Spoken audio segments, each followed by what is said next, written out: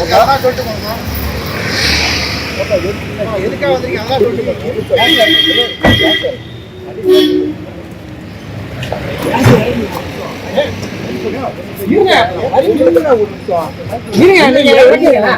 சொல்லிட்டு உச்சநீதிமன்றத்துக்கு நேரடியாக வீடியோ கான்ஃபரன்ஸ்ல எதுவும் ஆஜரானீங்களா? அப்போ ஆஜரான கையெழுத்து போட்டேன். அது வந்து இப்போ ரத்து பண்ண சொல்லிட்டு எதுக்கு கையெழுத்து போட்டீங்க? என்ன சொன்னாங்க உங்கள்கிட்ட? எனக்கு தெரியாம கையெழுத்து வாங்கிட்டாங்க. இல்ல உங்களுக்கு தெரியாமல உங்கள்கிட்ட பேசுனாங்களா? இந்த கையெழுத்துக்கு யாரு வந்தாங்க? என்ன சொல்லி உங்களுக்கு உங்க கையெழுத்து நீங்க தானே போட்டீங்க? கையெழுத்து போட்டீங்க தெரியாம பேப்பர் போட்டா நான் மக்கியானதை போகணும்னு கேட்டேன். எதுக்கு கையெழுத்து வந்துச்சுன்னு அது ஒன்றும் இல்லை. பையனுக்கு வேலை சம்பந்தமா இறந்து பணம்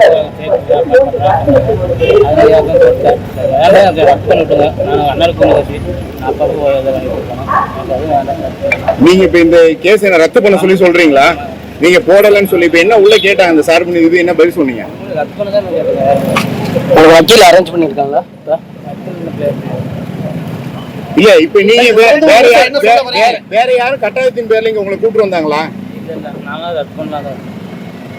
இல்ல உங்களை இங்க சட்ட உதவி மையத்துக்கு அழைத்து வந்தது யாருன்னு? இல்ல நாங்களா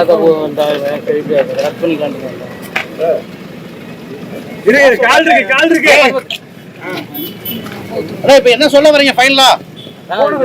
தெரியாம போட்டு கை நான் ரத்து பண்ணி விட்டா போதுங்க. எனக்கு மன அழுத்தம் ஆளாக்காம நீங்க ரத்து பண்ணி விட்டு நான் நாடு கட்டூலி வரேன். எனக்கு இதை பத்தி என்னன்னு தெரியும். அரசியல் பத்தி இல்ல உங்களை யாரும் மிரட்டல் விடுறாங்களா? இல்ல முதல்ல எப்படி நீங்க கையெழுத்து போட்டீங்க? தெரியாம போட்டுருமா சார்? அதான் யாரு வந்து கேட்டாங்க கேட்டாங்கன்னு கொடுத்துட்டேன். அப்புறம் மக்கியா நடந்தது. இந்நிலையில் செல்வராஜ் தரப்பு வழக்கறிஞர் அளித்த பேட்டியை தற்பொழுது பார்க்கலாம். வந்து எதுக்காக வந்திருந்தாங்கன்னா நம்ம 27ஆம் தேதி தமிழக வெற்றி கழகத்தில் வந்து மீட்டிங் போட்டிருந்தாங்களே, அது சம்மந்தமாக வந்து இன்னைக்கு வந்து ஹியரிங் வந்துருந்துச்சு சுப்ரீம் கோர்ட்டில். அது சம்மந்தமாக தான் இவங்க வந்து ஒரு மனு கொடுக்கறதுக்காக வந்திருந்தாங்க. இங்கே இன்னைக்கு வந்து ஹியரிங்கில் வந்து இவங்க 2 பேருமே ஆஜராகிட்டாங்க. சரிங்களா? 2 பேருமே வந்து இன்னைக்கு வீடியோ கான்ஃபரன்ஸில் அப்பியர் ஆக சொல்லியிருந்தாங்க. 2 பேருமே அப்பியர் ஆகிட்டாங்க. இதில் வந்து செல்வராஜங்கள் வந்து அவர் வந்து கேஸே ஃபைல் பண்ணலை, மனுவே போடலை எதுவும். அவரோட கையெழுத்தை வச்சு இன்னொருத்தவங்க வந்து கேஸ் ஃபைல் பண்ணியிருக்காங்க. ஆள் மாறாட்டமாக இது வந்து கேஸ் ஃபைல் பண்ணி நடத்தியிருக்காங்க. இதை வந்து சுப்ரீம் கோர்ட்டில் ரெப்ரசன்ட் பண்ணி சொல்லி அதை இது பண்ணி இருக்காங்க. இதை வந்து இவரும் வந்து தெளிவாக சொல்லிட்டாரு. இன்னைக்கு வீடியோ கான்ஃபரன்ஸ் கரெக்டாக சொல்லிட்டாரு. அடுத்தது சர்மிளாங்கிறவங்க வந்து என்னன்னா அவங்களோட கணவர்னு சொல்லிட்டு பன்னீர்செல்வங்களை வந்து கேஸ் ஃபைல் பண்ணியிருக்காரு. அவங்க குழந்தை இறந்ததுக்காக இவர் கேஸ் போட்டிருக்காரு. சரிங்களா? அவங்க வந்து சர்மிளாங்களை விட்டு பிரிஞ்சு 8 வருஷம் குழந்தையோட நல்லது கெட்டது எதுக்குமே வரல. சரிங்களா? எதுக்குமே வரல.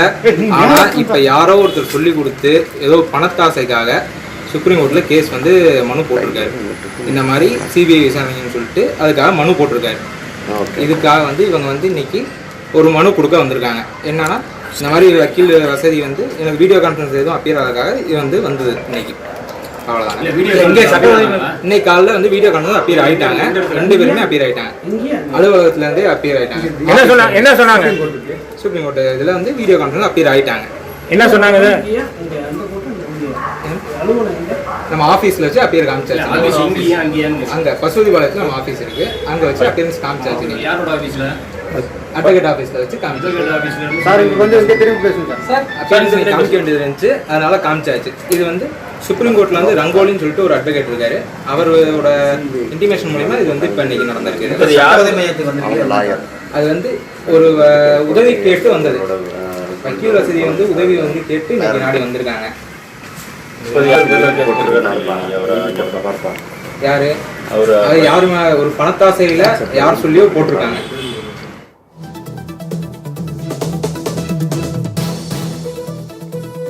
கரூர் கூட்ட நெரிசல் விவகாரத்தில் ஆள் மாறாட்டம் செய்து சிபிஐ விசாரணை கோரி மனு தாக்கல் செய்ததாக புகார் எழுந்திருக்கிறது. கூடுதல் விவரங்களை தலைமை செய்தியாளர் கண்ணன் வழங்கிட கேட்கலாம். கண்ணன் வணக்கம். இது தொடர்பான விவரங்களை நீங்க பதிவு பண்ணலாம். தீபிகா, நீதி பரிபாலன முறையையே கேள்விக்குறியாக்கும் வகையில் போலியான மனுக்கள் உச்சநீதிமன்றத்தில் தாக்கல் செய்யப்பட்டு விசாரணை நடத்தப்பட்டிருக்கின்றன என்பதற்குத்தான் சாட்சியாக 2 பேட்டிகளை நாம் இப்போது பார்த்தோம். முதலில் பார்த்த பேட்டி செல்வராஜ் என்பவரின் பேரில் தாக்கல் செய்யப்பட்ட ஒரு மனு. இரண்டாவது பார்த்த பேட்டி ஷர்மிளா என்ற பெண்ணின் கணவர், அவரும் அங்கு உச்சநீதிமன்றத்தில் மனு தாக்கல் செய்திருப்பதாக பன்னீர்செல்வம் என்ற பெயரில் மனு தாக்கல் செய்திருக்கிறார்கள். இதில் பன்னீர்செல்வம் ஷர்மிளா தம்பதிகள் பிரிந்து 8 ஆண்டுகள் ஆகின்றன. அந்த குழந்தை என்ன படிக்கிறது என்பதே பன்னீர்செல்வத்துக்கு தெரியாது. ஆனால் பன்னீர்செல்வத்தின் பேரில் உச்சநீதிமன்றத்தில் சிபிஐ விசாரணை கோரி மனு தாக்கல் செய்யப்பது எப்படி என்று அந்த குழந்தையின் தாய் ஷர்மிளா அந்த மனு தாக்கல் செய்திருக்கிறார். இரண்டாவது மனைவியை இழந்த கணவர் செல்வராஜ். இந்த செல்வராஜும் சிபிஐ விசாரணை கோரி மனு தாக்கல் செய்யப்பட்டிருப்பதாக கூறப்பட்டு 2 மனுக்களும் விசாரிக்கப்பட்டு நீதிபதி மகேஸ்வரி தலைமையிலான அமர்வு தீர்ப்பும் இப்போது வழங்கிவிட்டது. ஆனால் அதில் உச்சநீதிமன்றத்தில் தாக்கல் செய்யப்பட்ட 5 மனுக்களில் செல்வராஜ் பெயரில் தாக்கல் செய்யப்பட்ட மனு, இன்னொன்று பன்னீர்செல்வம் தாக்கல் செய்யப்பட்ட மனு, இந்த 2 மனுக்களுமே போலியானது என்பதை கரூர் நீதிமன்றத்தில் ஆஜராகி காணொலி மூலமாக உச்சநீதிமன்றத்தில் அவர்கள் புகார் அளித்திருக்கிறார்கள். புகார் அளித்துவிட்டு, அதாவது கரூரில் உள்ள நீதிமன்றத்தில் புகார் அளித்துவிட்டு அவர்கள் வெளியே வந்து பேட்டியளித்த அந்த காட்சிகளைத்தான் இப்போது பார்த்தோம். முதலில் பேட்டியளித்த அந்த ஊதா நிற சட்டையை அணிந்தவர் செல்வராஜ். இவரது மனைவி நெரிசலில் உயிரிழந்திருக்கிறார். இவருக்கு அரசு வேலை வாங்கி தருவதாக கூறி அந்த கையெழுத்தை பெற்றிருக்கிறார்கள். ஆனால் உச்சநீதிமன்றத்தில் வழக்கு தொடர்ந்ததே எனக்கு தெரியாது என்பதை இன்று நீதிமன்றத்தின் மூலமாக உச்சநீதிமன்றத்தில் புகாராக அளித்திருக்கிறார். இரண்டாவது காட்சியில், முதல் காட்சியில் வரும் அந்த ஷர்மிளா என்ற பெண்ணின் அந்த 9 வயது சிறுவன் மகன் அந்த நெரிசலில் உயிரிழந்திருக்கிறார். அவரது கணவர் பிரிந்து 8 ஆண்டுகள் ஆகிவிட்டது.